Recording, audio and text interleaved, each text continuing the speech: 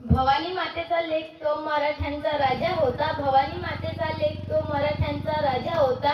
झुकला नाही कोणासमोर मुघलांचा तो बाप होता. झुकला नाही कोणासमोर मुघलांचा तो बाप होता.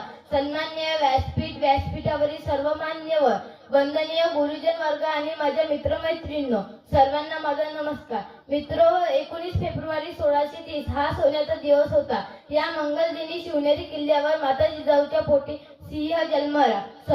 सर्वत्र आनंदाला उधाण आले. हा शूर सिंह म्हणजेच रयतेचा राजा, हिंदवी स्वराज्याचे संस्थापक छत्रपती शिवाजी महाराज या महान प्रजेस प्रथम माझा मानाचा मुजरा. छत्रपती शिवाजी महाराज हे आदर्श राजा होते. माता जिजाऊकडून त्यांना उत्तम संस्कार मिळाले, तर पिता शहाजी राजाकडून त्यांना शौर्याचा वारसा मिळाला.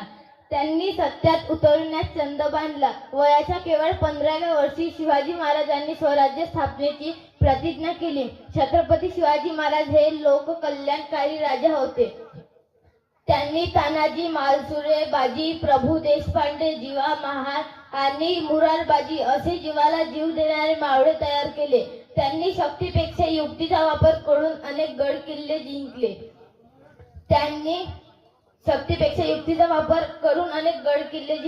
अफजल खान, शाहिस्त खान, औरंगजेब अशा बलाढ्य शत्रूंचा पराभव केला. अंधार फार झाला आता दिवा पाहिजे, अंधार फार झाला आता दिवा पाहिजे.